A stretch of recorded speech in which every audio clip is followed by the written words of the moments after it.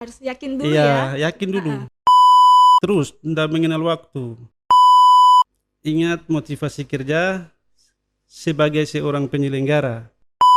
Keseluruhan dari diri seseorang berdasarkan tindakan dan perilaku serta ucapan. Pemilih, senang sekali bisa kembali menyapa teman pemilih dalam podcast Bosanggir KPU Kabupaten Sorong Selatan. Baik, di episode kali ini teman pemilih akan bersama saya, Fatma, dan tentunya saya tidak sendiri. Saya bersama salah satu anggota KPU Kabupaten Sorong Selatan yang akan menemani kita ke depan berbicara terkait kepemiluan khususnya di Kabupaten Sorong Selatan. Langsung saja kita sapa beliau. Halo Bapak, apa Halo, kabar? puji Tuhan baik, Sehat ya Bapak ya? sehat. Baik, terima kasih sebelumnya Pak atas waktunya untuk bisa mengisi podcast kami di hari ini. Nah, langsung saja nih Pak, kita akan berbincang-bincang sekaligus mungkin memperkenalkan Bapak ya buat teman pemilih yang ada di rumah khususnya untuk warga masyarakat Kabupaten Sorong Selatan. Baik, silakan Pak, profil singkatnya. Ya, terima kasih. Nama saya Eliezer Kombado, anggota KPU Kabupaten Sorong Selatan periode 2023-2028. Saya dipercayakan menangani divisi teknis penyelenggaraan pemilu. Oke, baik ya Bapak Eliezer. Dipanggilnya apa nih Bapak Eliezer kah atau Pak Kombado nih? Boleh? Boleh Pak Eliezer, boleh Pak Kombado. Iya. Kita panggil Pak Eliezer saja ya. Baik, Pak Eliezer untuk Kordip teknis penyelenggara pemilu ya Bapak. Benar. Mungkin bisa diceritakan ke teman pemilih ya sebelum menjadi anggota KPU ini aktivitas sehari-harinya Bapak. Silakan Bapak. Iya, keseharian saya sebelum sebagai anggota KPU ya. Mm-mm. Saya bertugas di Kabupaten Maibrat. Iya. Pekerjaan saya sebagai operator sekolah. Operator sekolah Dapodik ya. Iya, data pokok pendidikan. Oh iya, siap. Selain itu Bapak mungkin ada organisasi pemuda kalau- atau Lebih banyak di gereja sih. lebih banyak ke gereja organisasi keagamannya istilahnya. Oke. Kalau untuk pengalaman kepemiluannya Bapak ada nggak yang bisa Ada. diceritakan? Ya. Saya tahun 2017 2017 sebagai apa Bapak? Pilkada Kabupaten Maibrat. Saya terlibat sebagai sekretariat. Sekretariat ya. PPD. Sekretariat PPD di Kabupaten Maibrat. Oke. Selain itu nggak ada ya lagi ya Pak? Nggak ada. Oke. Jadi Bapak untuk keterlibatan kepemiluannya hanya di tahun 2017 ya 17. untuk pilpres ya. Pilkada itu. Oh ya pilkada untuk pilkada. Nah kemudian 2017 ke 2023 ada selang berapa tahun nih ya Bapak ya. Nah kemudian Bapak memberanikan diri untuk mengikuti rekrutmen ini ya anggota Iya. KPU Kabupaten Sorong Benar. Selatan. Iya. Yang ingin ditanyakan nih apa sih latar belakangnya yang membuat Bapak ingin menjadi anggota KPU? Bisa diceritakan ke teman Iya. pemilih? Sebenarnya pada saat itu saya memang keseharian saya tadi sebagai operator sekolah, kemudian melalui pesan-pesan grup dan media sosial saya kebetulan baca setelah dibuka seleksi anggota KPU itu. Saya lihatlah, ini tanya diri sendiri dulu nih siap atau tidak. Iya betul. Harus yakin dulu Iya, ya. yakin dulu pengalaman saya. Kebetulan waktu itu sertifikat saya ada, bahkan bajunya ada. Kenang-kenangan dari pemilu 2017 itu. Sekretariat PPD. Siap. Kemudian latar belakang pendidikan sih, saya S1 dari Fakultas Ilmu Sosial dan Ilmu Politik, jurusan Ilmu Administrasi Publik. Dengan harapan pasti bisa ini. Yakin saja sih, modal ya. yakin saja. Modal yakin. Apa basic pengalaman kerja yang sekretariat dan pendidikannya Bapak ya. Oke, baik. Nah, ini kan Bapak sudah puji Tuhan ya terpilih. Bagaimana perasaannya Bapak? Mungkin ada sesuatu yang berbeda setelah kan sebelumnya jadi operator dan sekarang ini jadi anggota KPU. Sebenarnya bahagia sih tidak sih. Bagi Iya, terus saya sama sekali tidak rasa bahagia karena sebenarnya proses pekerjaan tahapan yang panjang ini dengan pekerjaan sebelumnya sih tidak ada bedanya. gitu ya? dituntut untuk kerja terus, tidak mengenal waktu. Jadi tidak ada sesuatu yang baru bagi saya. Cuma mungkin satu saja yang saya rasa Berbeda ya. agak berbeda dan berat, karena mau tidak mau, siap atau tidak siap, harus siap. Harus siap. Harus Mau siap. tidak mau harus tetap siap ya. Tetap siap, karena kita masuk di tengah-tengah tahapan pemilu ini. Iya, cuman gini Pak, kan istilahnya kan ini Bapak sudah menjadi anggota KPU ya. Nah, secara struktural Bapak dalam memberikan semacam arahan, tentunya kan dari istilah pimpinan PPD ya Kabupaten Iya. Sorong Selatan, kira-kira menyampaikan kayak arahan ya, itu gimana?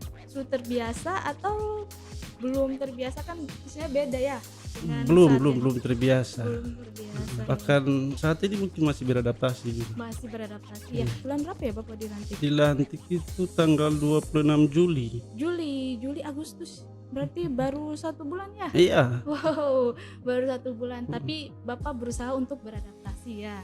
Siap. Ini kan yang seperti tadi disampaikan bahwa Bapak dilantik kan di pertengahan bulan Tahapan, ini ya, ya. tahapan ya, pertengahan tahapan. Nah, apa sih yang Bapak siapkan kira-kira untuk istilahnya kan Bapak melanjutkan nih Mm-mm. program-program yang sudah dijalankan oleh KPU, anggota KPU sebelumnya. Iya. Apa kira-kira yang sudah Bapak rencanakan untuk pelaksanaan berikutnya? Saya sadar saya baru di sini ya. Iya betul. Pertama dulu, Mhm. kemudian sementara yang saya lakukan, saya lebih memperbanyak literasi, dalam arti mencari produk-produk tentang hukum terkait dengan tahapan ini. Selain itu, saya lebih banyak berkomunikasi dan juga berkoordinasi Mhm. dengan teman-teman di sekretariat sini. Oh, menjalin hubungan dengan sekretariat ya. Siap, itu kayaknya memang bagus tuh. Saya ya masih baru lah. Masih baru. Teman-teman di sekretariat ini mungkin Sudah ya Iya. ada yang mungkin sudah lalui tahapan pemilu, bahkan melaksanakan pemilu hingga 10, 15 hingga mungkin 20 tahun. Di situ pengalamannya mungkin lebih banyak di situ. Ya, tapi kerjasamanya, koordinasi dengan sekretariat mungkin lebih diutamakan dulu ya. Iya. Berusaha beradaptasi ya. Jadi saat ini kan Bapak berusaha untuk beradaptasi. Nah, kira-kira ada hambatan tidak? Puji atau Tuhan belum ya? sementara enggak ada, tapi dalam teori organisasi, apapun itu organisasinya, baik itu swasta ataupun pemerintah, itu di dalam suatu organisasi itu bisa ada pihak-pihak tertentu. Maksudnya Jadi ada hambatan, itu yang disebut dengan hambatan. Jadi tidak ada suatu perencanaan itu berjalan sampai dengan tujuan yang telah ditetapkan bersama, itu ya ada hambatan itu, dan hambatan itu muncul dari dalam internalnya sendiri. siap. Jadi hambatannya itu dari internal, untuk eksternalnya sampai saat ini belum ya. Belum. Karena Bapak baru beradaptasi Iya. ya. Nah, hambatan-hambatan itu Bapak sudah ada siapan untuk mengatasi hambatan tersebut? Saya seperti tadi ya, tetap menjalin hubungan dengan mereka, ini lebih tahu, lebih paham sebenarnya. Sekretariat ya. Saya selama ini yang saya coba bangun bahkan saat ini, mengenal pribadi dan karakter dari masing-masing, entah sesama kita komisioner ataupun staf Ya. dan juga kasubag yang ada di KPU. Karena kita ini tidak ada masalah dulu, jika kita satu, kita lihat masalah yang lebih besar terkait dengan tahapan ini ke depan. Karena ya itu, kita masuk di pertengahan, dituntut harus siap ini. Betul, harus Tapi siap. kalau ada yang tidak siap ini bahaya, karena kita sebagai satu mata rantai sistem ini, ada yang cacat, sistem ini tidak bisa berjalan. Betul. Jadi intinya hambatan itu akan bisa dilalui ketika Bapak dengan membangun kerjasama dengan sekretariat sekaligus dengan komisioner yang lainnya. Oke, jangan kemana-mana teman pemilih. Setelah ini kita masih akan berbincang-bincang terkait kepemiluan di Kabupaten Sorong Selatan bersama Bapak Eliezer. Dan teman-teman, ya terima kasih buat teman pemilih masih tetap bersama podcast Bolsangir KPU Kabupaten Sorong Selatan, dan di sini masih bersama saya dan tentunya Pak Eliezer. Nah, kita lanjut ya. Baik, Bapak, tanggapan Bapak terkait suasana kepemiluan di Kabupaten Sorong Selatan. Kira-kira masyarakatnya peduli tidak akan pemilu? Untuk partisipasi masyarakat Kabupaten Sorong Selatan, menurut saya nih ya, Iya. mereka sangat antusias. antusias ya. Heeh. Bapak. Kita kalau bicara tentang hambatan kepemiluan itu kan Iya. pasti yang namanya ada hoax, terus sumbangan fajar ya. Kira-kira Serangan. Iya, serangan fajar. Kira-kira bagaimana tuh kejadian-kejadiannya? Untuk hambatan saya tidak terlalu gali untuk yang tadi positifnya sudah partisipasi. partisipasi. Nah, sekarang kita lihat yang negatifnya ya. Iya. Kalau saya untuk yang negatif khusus hambatan pemilu yang ada di Sorong Selatan ini, saya melihat ke arah politik identitas. Politik identitas. Politik identitas ini kadang susah dalam menyatukan persepsi, khususnya masyarakat Kabupaten Sorong Selatan. Politik identitas terkait dengan suku, Suku ya. agama, dan golongan-golongan tertentu. Kenapa sulit diidentifikasi? Bukan sulit untuk diidentifikasi, tapi sepertinya sudah menjadi akar sendiri, Oke, sudah itu ya, menjadi darah daging untuk masyarakat Kabupaten Sorong Selatan. sudah menjadi Iya, politik identitas ini. politik identitas ya. Untuk pemilu terakhir kan pemilu 2020 ya. Apa sih isu besar saat pemilu itu apa? Yang pemilihan terakhir Oh, yang 2020 pilkada terakhir. kemarin Iya. ya. Ada tidak isu besar? Atau mungkin kejadian-kejadian atau konflik ya? Saya sih datang hanya menggunakan hak saya pada saat hari pemilihan. Iya. Saya ndak sibuk, saya kembali ke tempat saya bekerja, namun yang saya dengar ya sempat berujung di MKC MK. Kejadian apa itu, Pak? terkait dengan itu gugat ya, ada Oh, ada gugatan, gugatan ya. gugatan terkait dengan berkas pencalonan itu. Oke, tapi kan sebagai masyarakat kan Bapak juga harus istilahnya berpartisipasi dalam pengawasan, terus mengetahui informasi-informasi Benar. terkait kepemiluan kan. Lanjut nih Pak, kita masuk terkait divisi Bapak. Bapak kan teknis penyelenggara pemilu ya. Nah, bisa mungkin diceritakan ke teman pemilih ya, Ya. apa sih tahapan yang sedang dijalankan oleh divisi teknis penyelenggara pemilu? Silakan Pak. Ya, baik, berdasarkan tahap yang sedang berlangsung pencalonan anggota DPR. Nah, ini juga merupakan implementasi dari PKPU nomor 10 tahun 2023 terkait dengan pencalonan. Pencalonan. Tahapan yang sedang berlangsung, kita berada kemarin dari tanggal 19 sampai 28 itu kita ada dalam masa tanggapan masyarakat, masukan dan tanggapan. Tahapan masukan dan tanggapan ya. Ini masukan dan tanggapan apa nih Bapak? Terhadap daftar calon sementara yang baru saja kita umumkan. Oh, terhadap daftar calon sementara ya anggota DPRD Kabupaten Iya. Sorong Selatan. Oke, itu masukan tahapannya tuh sampai tanggal berapa Pak? Sampai tanggal 28 kemarin. 28 kemarin ya. Oke. Saat ini tanggal 29 kemarin kita melakukan rekap dari masukan dan tanggapan. Oke. Dan selanjutnya Tanggal 29 juga sampai tanggal 31 kami KPU melakukan penyampaian penyampaian ya. kepada partai politik atas hasil rekapan dan masukan itu. Kepada partai politik kami di dalam isi suratnya meminta untuk mereka melakukan klarifikasi juga kepada kami dengan dua cara. Yang pertama klarifikasi melalui silon, oke. dan yang kedua klarifikasi secara langsung kepada kami pihak KPU. Oh, datang langsung ke kantor. Datang ya? langsung kepada kami lalu melakukan klarifikasi. Itu jadwalnya dari tanggal 1 September besok sampai tanggal 7. Oke, baik. Jadi ini dari tanggal 1 sampai tanggal 7 ya. Ada tahapan klarifikasi dari parpol yang dapat dilakukan melalui dua metode Ya. melalui silon yang diakses oleh ini ya Parpol, parpol iya. ya, silon dan dari parpol, dan yang kedua langsung datang ke kantor ya untuk melakukan klarifikasi. Nah, ini kan kemarin pengumuman DCS ya. Oke. Jadi pengumuman DCS itu apa yang sudah dilakukan oleh KPU pada saat tahapan pengumuman itu? Dalam tahapan itu diumumkan sebelumnya kita melakukan pencermatan dulu. Pencermatan iya. Iya. Oke, iya. Habis pencermatan kemudian pengumuman ya. Pengumumannya disampaikan ke masyarakat benar secara langsung. secara langsung agar masyarakat bisa menjangkau itu. melalui Ya dari sudut pandang itulah kita mengambil satu keputusan bahwa harus melalui baliho. hanya lewat baliho saja ya Pak pengumumannya? Anda. Jadi Ada satu media massa cetak, satu media massa elektronik yang bersifat nasional ya. oke. Dan juga media cetak salah satunya baliho juga kita masukkan. Oke, jadi pada saat pengumuman DCS ya, KPU sudah melakukan pengumuman dengan berbagai metode ya. Iya. Pengumuman melalui media elektronik, kemudian Cetak. media cetak, kemudian pemasangan baliho. Heeh. Pemasangan balihonya di semua distrik atau mungkin Semua hanya- distrik untuk di semua 15 distrik ya. Wow, 15 distrik ya, berarti yang untuk daerah pesisir juga di ini ya. Didistribusikan juga. Didistribusikan. Baik. Yang mau ditanyakan ini Pak, kira-kira menurut Bapak ini ya, penting tidak masyarakat mengetahui calon anggota DPRD Kabupaten Sorong Selatan? Ini kan pemasangan ini ya, kan DCS ini pemasangan ya. baliho ya. DCS ini. Iya, kira-kira penting tidak mereka tahu?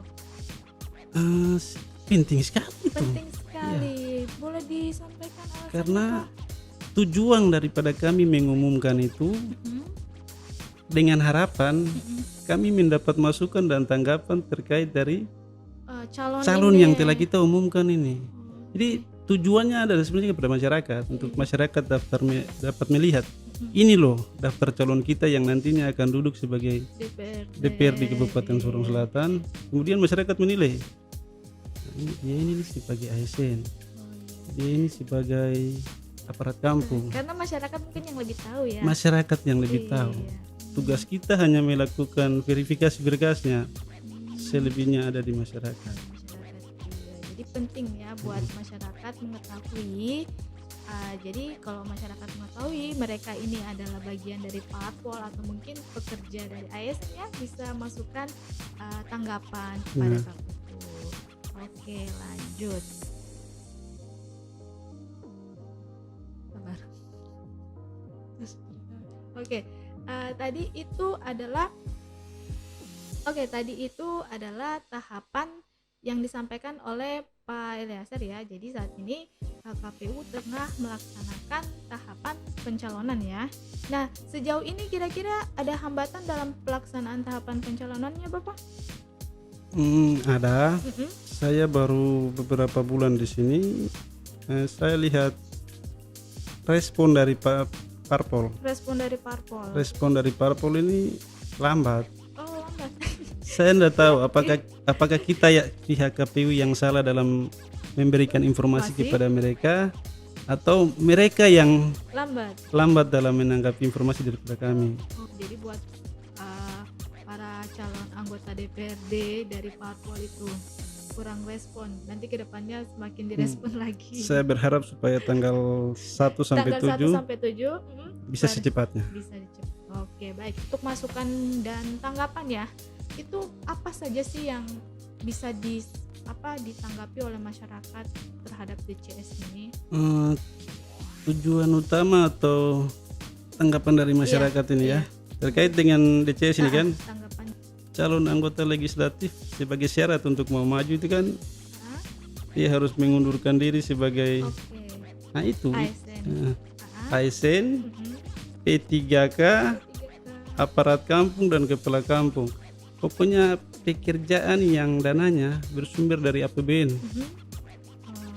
Itu dilarang. Berarti masyarakat bisa masukkan tanggapannya itu berkaitan dengan pekerjaan ya. Pekerjaan sama mungkin dia pernah dipidana. Tindak pidana. Pidana. Jadi itu tadi berkas-berkas ya istilahnya ya, berkas-berkas yang akan dilihat oleh tim Silon terkait tanggapan dan masukan masyarakat. Ya, baik, mungkin sebelum kita menutup podcast kita ini, mungkin ada saran buat teman-teman yang ada di rumah ya, khususnya bagi mereka yang ingin menjadi penyelenggara pemilu seperti Bapak. Ya, pesan saya kepada seluruh warga masyarakat Kabupaten Sorong Selatan, ingat motivasi kerja sebagai seorang penyelenggara. Ada 3 hal yang saya mungkin tekankan ya: soliditas, profesional, dan integritas. Dari ketiga hal ini saya mungkin lebih memberikan penekanan kepada poin ketiga soal integritas. Integritas itu simpelnya apa yang saya katakan itu pun yang saya lakukan. Keseluruhan dari diri seseorang berdasarkan tindakan dan perilaku serta ucapan. Integritas ya Bapak. Integritas. Itu saja sih dari saya. Jadi buat teman pemilih yang ingin menjadi anggota KPU Kabupaten Sorong Selatan untuk periode berikutnya ya, harus memiliki soliditas, kemudian profesional, dan terakhir tadi integritas ya. 3 poin penting yang menurut Pak Eliezer ini harus dimiliki oleh anggota KPU Kabupaten Sorong Selatan. Baik, terakhir lagi Pak, ajakan memilih buat teman pemilih yang ada di rumah. Kepada 37.715